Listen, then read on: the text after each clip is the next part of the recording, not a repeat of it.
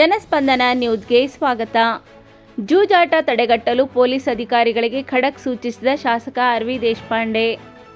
ಹೌದು ವೀಕ್ಷಕರೇ, ಹಳಿಯಾಳದಲ್ಲಿ ಮಟ್ಕಾ, ಇಸ್ಪೇಟ್ ಇವುಗಳನ್ನು ನನ್ನ ವಿಧಾನಸಭಾ ಕ್ಷೇತ್ರದಲ್ಲಿ ಒಂದಾನು ವೇಳೆ ನಡೆದರೆ ಸಂಬಂಧಿಸಿದ ಪೊಲೀಸ್ ಅಧಿಕಾರಿಯ ಮೇಲೆ ಕ್ರಮ ಕೈಗೊಳ್ಳಲು ಸರ್ಕಾರಕ್ಕೆ ಶಿಫಾರಸು ಮಾಡುತ್ತೇನೆ ಎಂದು ಶಾಸಕರು ಹಾಗೂ ಕರ್ನಾಟಕ ಆಡಳಿತ ಸುಧಾರಣಾ ಆಯೋಗದ ಅಧ್ಯಕ್ಷರಾದ ಆರ್.ವಿ. ದೇಶಪಾಂಡೆ ಅವರು ಎಚ್ಚರಿಕೆ ನೀಡಿದರು.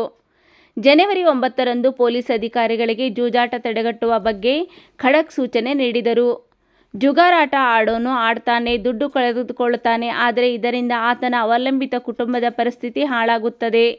ಜಿಲ್ಲೆಯಾದ್ಯಂತ ಜೂಜಾಟ ನಡೆಯಬಾರದು ಎಂದು ಈಗಾಗಲೇ ಜಿಲ್ಲಾ ಪೊಲೀಸ್ ವರಿಷ್ಠಾಧಿಕಾರಿ ಕಟ್ಟುನಿಟ್ಟಿನ ಸೂಚನೆ ನೀಡಿದ್ದಾರೆ. ಜೂಜಾಟವು ಕಾನೂನು ಉಲ್ಲಂಘನೆಯೂ ಆಗಿದೆ. ಇದನ್ನು ಮೀರಿ ನಿನ್ನೆ ಒಂದೆಡೆ ಲೋಪವಾಗಿದೆ. ಹಳಿಯಾಳ, ದಾಂಡೇಲಿ, ಜೋಡಾ ತಾಲೂಕುಗಳನ್ನೊಳಗೊಂಡ ನನ್ನ ವಿಧಾನಸಭಾ ಕ್ಷೇತ್ರದ ವ್ಯಾಪ್ತಿಯಲ್ಲಿ ಮಟ್ಕಾ, ಜುಗಾರಾಟ ನಡೆಯಕೂಡದು. ಕಾನೂನು ಉಲ್ಲಂಘನೆಯಾಗುವ ಈ ಅಕ್ರಮ ಚಟುವಟಿಕೆ ನಡೆದರೆ ಹೊಣೆಗಾರರಾದ ಅಲ್ಲಿನ ಪೊಲೀಸ್ ಅಧಿಕಾರಿ ಮೇಲೆ ಕ್ರಮ ಕೈಗೊಳ್ಳಲು ಸರ್ಕಾರಕ್ಕೆ ಶಿಫಾರಸು ಮಾಡಲಾಗುವುದು ಎಂದು ದೇಶಪಾಂಡೆ ಅವರು ಎಚ್ಚರಿಸಿದರು. ಯಾವ ಅಧಿಕಾರಿ ಕ್ಷೇತ್ರದಲ್ಲಿ ಉಳಿಯಬೇಕಾಗಿದೆಯೋ ಅವರು ಕಾನೂನು ಪಾಲನೆ ಮಾಡಬೇಕು.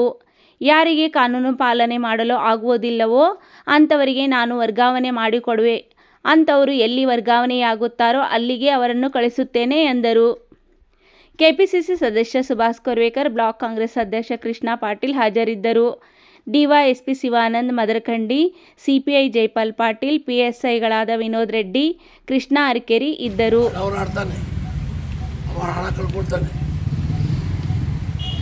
ಆದರೆ ಇಡೀ ಕುಟುಂಬ ಸತ್ಯನಾಶ. ಅವ್ರ ಹೆಂಡತಿ ಹುಡುಗರು ಏನು ಮಾಡಬೇಕು? ಹಾಗಾಗಿ SP ಅವರು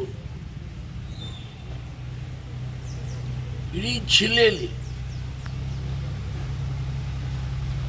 ಈ ಮಟ್ಕಾ ಮಧ್ಯಾಹ್ನ ನನಗೆ ಗೊತ್ತಿಲ್ಲ, ಜುಗಾರ್ ಮಧ್ಯಾಹ್ನ ಅಂತ ನೋಡಿ ಅವು ಯಾವ ಅವೆಲ್ಲ ಬಂದ್ ಮಾಡಿದ್ದಾರೆ.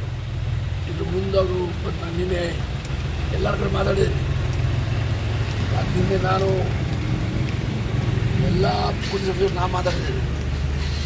ಸ್ವಲ್ಪ ಲೋಪ ಆಗಿದೆ, ಒಂದು ಕಡೆ ಲೋಪ ಆಗಿ